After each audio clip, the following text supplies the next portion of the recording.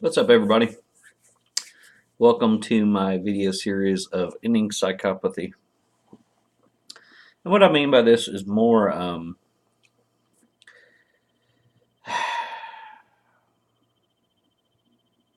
psychopathology, ending the problems that um, carry from generation to generation to generation.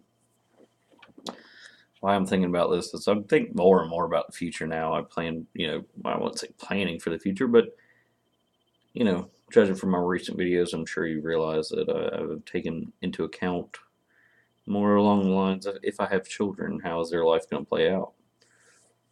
So I think about that, and how do you end? If you've had 3, 4 generations of you know, people with some kind of psychological disorder or personality disorder or mental illness, how do you break the chain? How do you fix that? So that's what the series is going to be about. Um, and today we'll just cover point number 1. I'll try to make it quick, but we'll see how that goes. Number 1 is, and I've advocated this time and time and time and time again, you have to do your work. Now, when I say your work, let's just use a narcissistic relationship. You were involved in a narcissistic relationship with a romantic partner. Probably means you had a narcissistic parent or somewhere along the lines of narcissistic influence. That's all stuff you have to look into. But let's say the spur of everything was a narcissistic relationship. The very first stepping stone is ending that relationship, understanding narcissism, which is a monumental task in and of itself. But that is only step 1. After you achieve that through years of hard work and hours and hours and weeks and months of time, reflecting and researching, that's still only step 1. After that, you have to start thinking about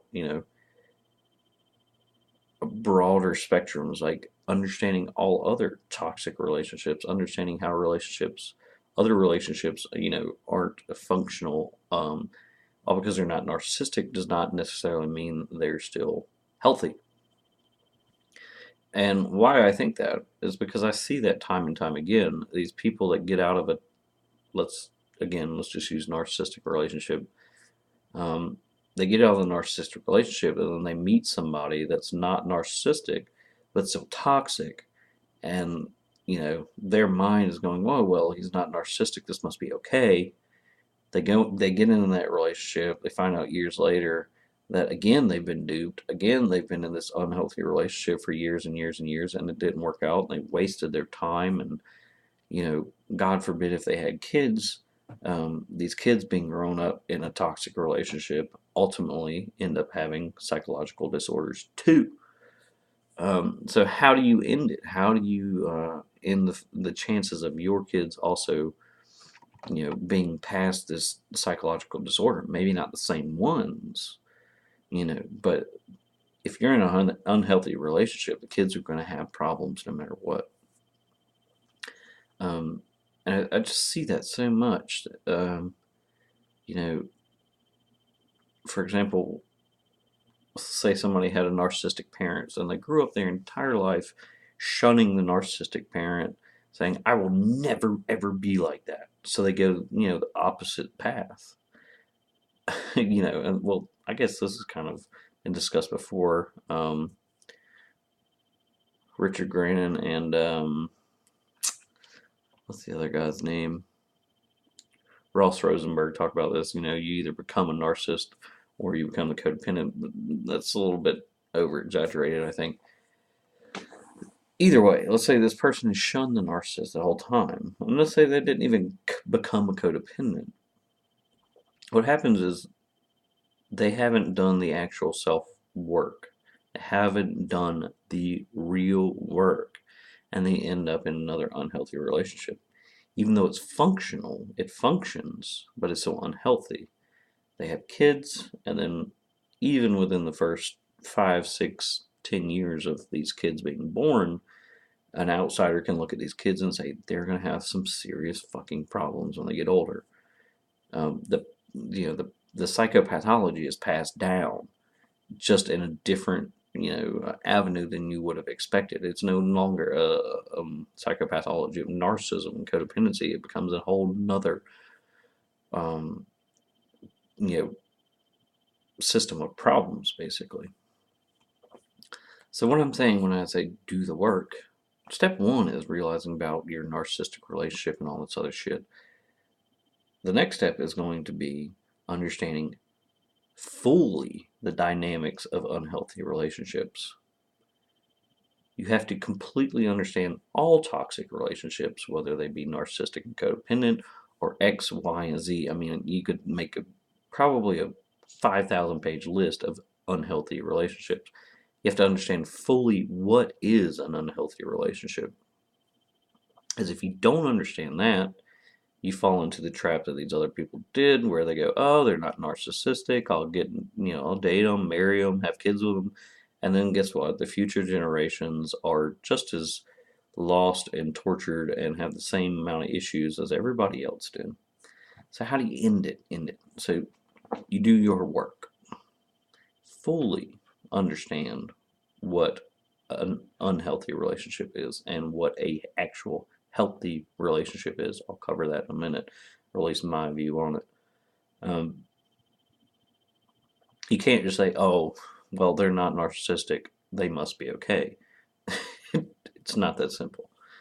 And then the third step to all this, understand yourself and the situation you are in, understand the full dynamics, and then you have to go through an extreme period or a rather long period of what do you want? If you've been in these type of relationships, you're probably not even aware yourself of what you actually want.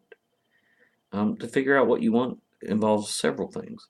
Um, a shit ton of self-reflection, being bluntly honest with yourself, and honestly a fair degree of just experimenting, just meeting new people and saying, what are the different types of people.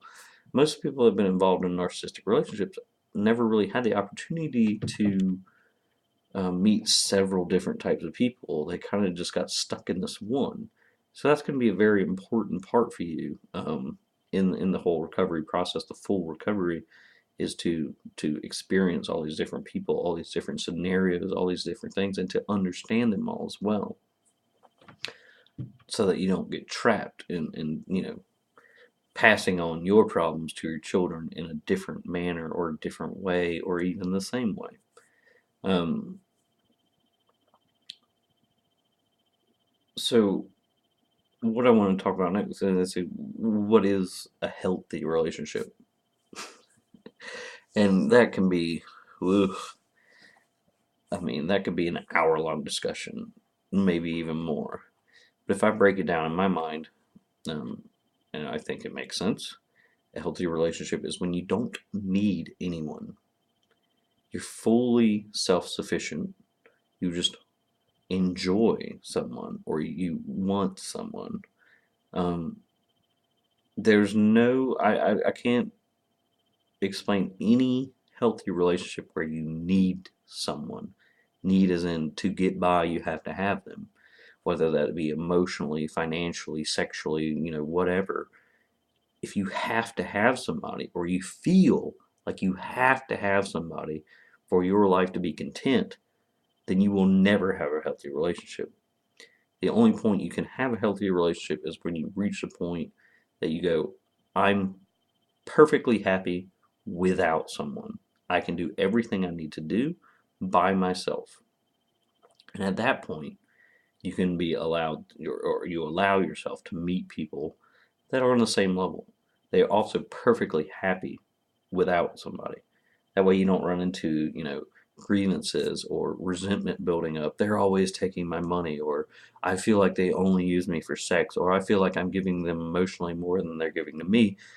If you meet somebody on that same level, it's going to be always an equal playing field. Big cat, play stop. That we don't have to worry about those issues and resentment building up. And if they really, boo, the relationship does end, then both of you are perfectly fine. Anyway, you can remain friends and you go about your life. That's, in my mind, the only place that actually a healthy relationship can exist. Um, and a personal kind of example for myself is that sometime back I was talking, dating, I don't know, with this one girl, and on paper everything was fine, attractive, educated, yada yada yada, like nothing necessarily wrong there, on paper. And my friends, I think it was maybe I don't know, it was a few weeks ago or so. My friends were like, "Well, whatever happened to her? And why didn't you date her?" And I was like, well, "There was just something off about it. Like it just didn't like there was something off." Um, and it wasn't in the sense of like she wasn't crazy enough. I do sometimes enjoy crazy women, but I was thinking about it because they asked me, and the other day it hit me is because ultimately it would have been an unhealthy relationship. She did too much for me. And I know that sounds stupid. Well, why wouldn't you love for somebody to do that much for you? Like bring you lunch at work and buy you this and, help you with that and do this and do that and do that. And that was my ultimate answer is that I felt uneasy with it because I knew it was unhealthy. She did too much for me. By the fact of her doing too much for me, I know for a fact somewhere within her had to be resentment building of why am I not getting back as much as I give. Number two, in my um, you know, personal outlook on it, is if somebody's doing that much for me, it's not so much that I would become reliant on it, but it makes me just that much more lazy and not doing things for myself. You just get to that point where you're like, well, I know they're going to do it, so I don't need to worry about it. And then that's where things, you know, if that relationship had continued, it would have ultimately um, been unhealthy and dissolved. You know, because that resentment would have built up. I would have become, X degree more lazy and reliant, and so on and so forth, and it would have just snowballed into a nasty situation. Um, So was it narcissistic? No, not at all. Was it out of ill will? Not at all whatsoever. I just could tell looking at the future that this was not a sustainable relationship. So that's a good example in looking at, all because it's not narcissistic doesn't mean it's healthy. And people were falling in this trap left and right. You Because I understood the dynamics of an unhealthy relationship fully. I didn't, waste another 4 or 5 years of my life or marry this girl and have kids with her and have kids with problems with boundaries and that kind of stuff.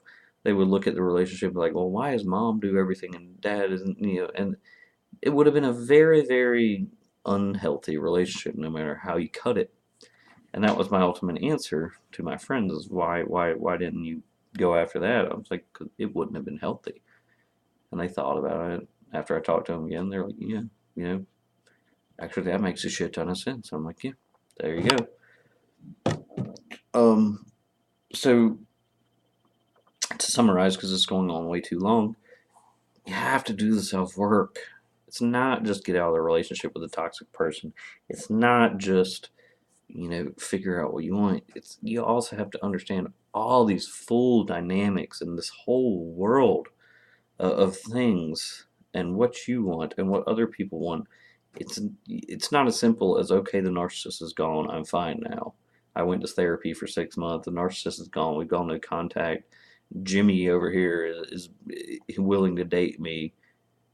Everything's going to be gold. No, because if you haven't fully healed, you're still needing Jimmy for something. External validation, maybe finances. I don't know. Still not there. And I've said, like I said before, why I'm making this whole point is because I saw someone do that. I saw someone do that, and that was a long time ago. I saw them get out of this nasty relationship. I saw them excommunicate the narcissist. I saw them go the opposite direction in an attempt to rectify the situation. And then years and years later, many, many, many years and years later, here they are in an unhealthy relationship with kids now that are exhibiting high, super high chance of having some serious disorders when they get older. Um, because, you know, they were raised in an unhealthy household. You know, maybe it wasn't as toxic as a narcissistic household, but nonetheless unhealthy, and the pathology continues. So, you know, if those kids don't do the work, then they're going to raise kids with issues, so on, so on, so on, so on. Somewhere you have to break the chain, and if you don't do all the research and the proper research and full fucking work, the chain never breaks. So I hope you understand where I'm coming with this. Part number 2 is going to be, you know, doing the part of what you need to be doing to do the work to break that chain, and what that involves, and how much of a pain in the fucking ass it is, and how long it actually takes. So if you enjoyed, please comment, like, subscribe, yada yada yada yada. Boo Cat, you want to show your face today? Let's fucking get Boo. Oh, come here. Oh, nope. She ran away. She doesn't like y'all anymore. It's all those negative comments that y'all left. You shouldn't do that. Boo doesn't like it. Alright, guys, I'm done. I'll talk to you pretty soon with part number 2.